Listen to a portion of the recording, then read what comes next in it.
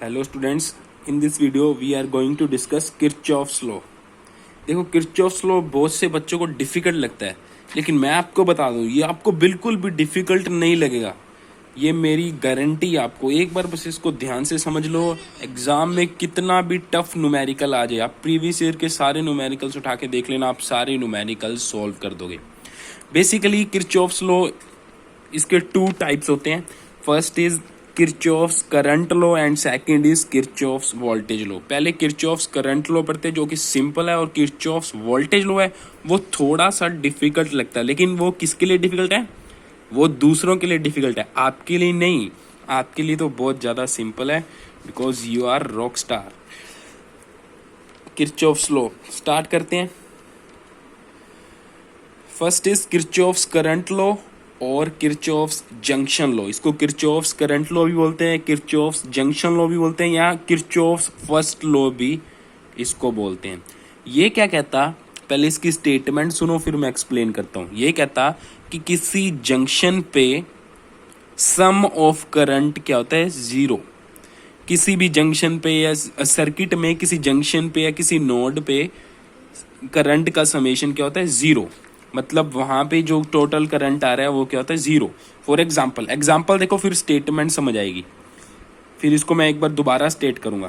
For example, ये circuit आपको दिख रहा है, इस सर्किट में बैटरी लगी हुई है। इस सर्किट में कितने जंक्शन है? ये रहा एक जंक्शन, ये रहा जंक्शन। जंक्शन बोल दो या नोड बोल दो। नोड क्या होता है? जहाँ पे ब्रांचेस आपस में मीट कर रही होती है। जैसे यहाँ पे ये वाली ब्रांच, ये वाली ब्रांच, ये वाली ब्रांच मीट कर रहे हैं, तो इसको नोड बोल सकते हैं या जंक्शन बोल सकते हैं। सिमिलरली ये भी क्या? जंक्शन। तो इस जंक्शन पे मैं किरचॉफ्स करंट लॉ लगा रहा हूँ। ये बैटरी करंट चला रही है, सपोज इतने आई करंट चलाया, आई करंट, यहाँ पे आई करंट। उसके बाद करंट टू पार्ट्स में स्प्लिट हो जाएगा। सपोज आई टू करंट इधर इस तरफ जा रहा है, आई वन करंट इस तरफ जा रहा है।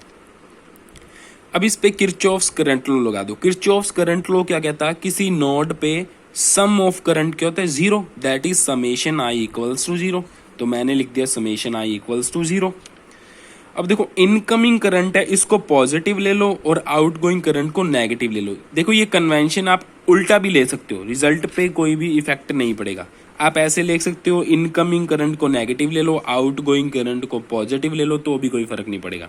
लेकिन मैं ये लेके चल रहा हूँ कि इनकमिंग करंट है उसको पॉजिटिव लेना है, आउटगोइंग करंट है उसको नेगेटिव लेना है। तो यहाँ पे सम ऑफ करंट क्या होगा? I plus I minus I two minus I one, ठीक है, इक्वल्स टू जीरो। इससे क्या आएगा? I equals to I one plus I two, ठीक है, I equals to I one plus I two. इससे आप एक चीज और देख रहे हो, आई क्या चीज है? Incoming current, and I one plus I two ये क्या है? Out going current. तो आप इसको ऐसे भी लिख सकते हो, I incoming equals to I out going.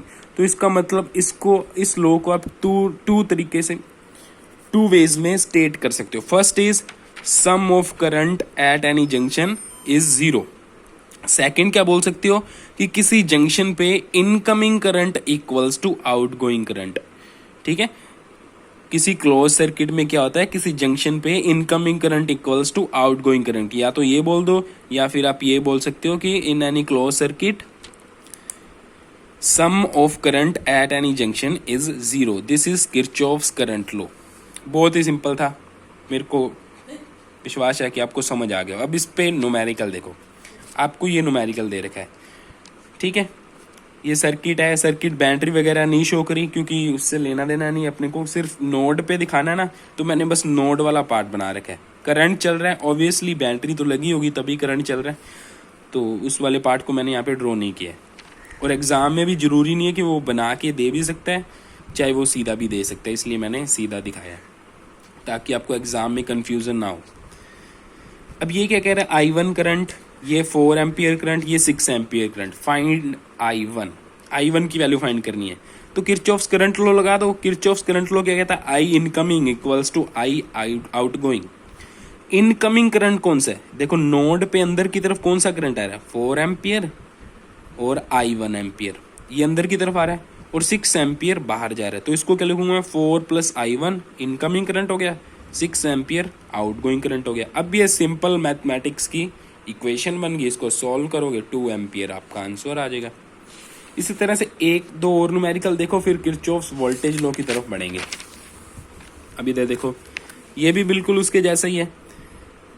4 ampere, I ampere, 3 ampere current जा रहा है, आई की वैल्यू फाइंड करनी है, वही लगा दोगे, I incoming equals to I out going. Incoming current कौन सा है, इनकमिंग है 4, आई भी इनकमिंग है, 3 आउट गोइंग है, तो 4 प्लस आई इक्वल्स टू 3। तो इससे आई की वैल्यू क्या आ गई, आई की वैल्यू क्या आ गई, इसको इधर लेके जाओगे तो आई की वैल्यू होगी -1 एम्पियर। अब माइनस साइन यहाँ पे क्या शो कर रहा है, माइनस साइन हमको ये बता रहा है कि I1 की जो डायरेक्शन है वो ये ना होके अपोजिट होगी। मतलब करंट तो 1 एम्पियर ही चल रहा है, लेकिन इस डायरेक्शन में नहीं चल रहा, वो इस डायरेक्शन में चल रहा होगा। मतलब इस डायग्राम को अगर मॉडिफाई करके बनाए तो वो ऐसे बनेगा, 4 एम्पियर इधर ही है, 3 एम्पियर इधर ही है, इधर आई एम्पियर इस तरफ शो कर रखा था, लेकिन हमको इधर शो करना पड़ेगा 1 एम्पियर करके। This is Kirchhoff's current law. ये तो बहुत इजी था। अब आने वाला है किरचॉफ्स वोल्टेज लॉ।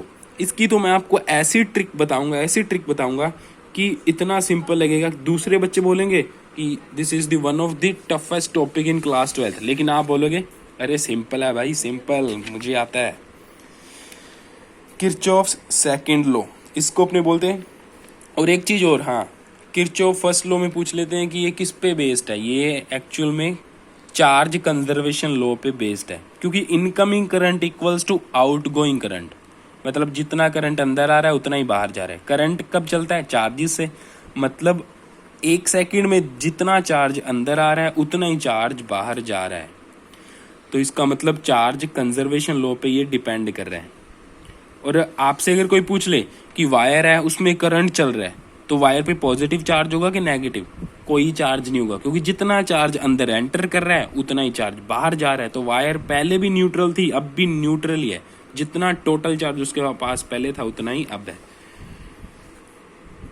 स्टेटमेंट होगी, डिपेंड किस पे करता है, चार्ज कंजर्वेशन लॉ पे। न्यूमेरिकल देख लिए, कंसेप्ट क्लैरिटी आ गई। अब है किरचॉफ्स वोल्टेज लॉ, जिसको अपने बोलते हैं किरचॉफ्स सेकंड लॉ भी बोलते हैं। जैसे उसमें क्या था,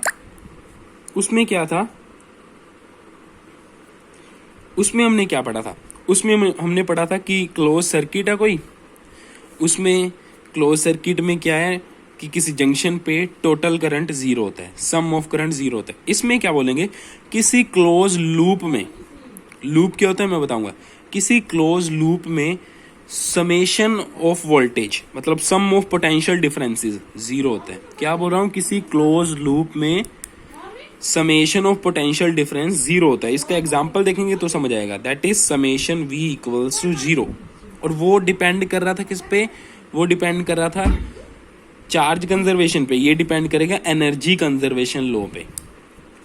अब इसका एग्जांपल देखोगे ना तब आपको ज्यादा समझ आएगा। स्टेटमेंट क्या है, summation V equals to 0, that is sum of potential difference around any close loop is 0। अब ये देखो आपके सामने, पहले लूप समझा दूं मैं, एग्जांपल पहले दूसरा समझाऊंगा, इससे इजी वाला सेकंड बाद में आएंगे। लूप क्या होता है, देखो जैसे ये आपको सर्किट दिख रहा है, सर्किट में ये एक लूप हो गया, ये इसका सेकंड लूप हो गया, मतलब ऐसे करके लूप कहते हैं इसको अपने। और एक पूरे लूप में समेशन ऑफ पोटेंशियल डिफरेंस क्या होता है, 0 होता है। ये किरचॉफ्स वोल्टेज लो। अब ये जो दोनों एग्जांपल्स हैं ये नेक्स्ट वीडियो में मैं आपको एक्सप्लेन करता हूँ। उसके बाद जो प्रीवियस ईयर न्यूमेरिकल हैं टफ वाला उठाऊंगा मैं ताकि आपको कोई भी प्रॉब्लम ना आए। ओके, स्टे ट्यून, वो भी देखना वीडियो, अब भी सेंड करूँगा।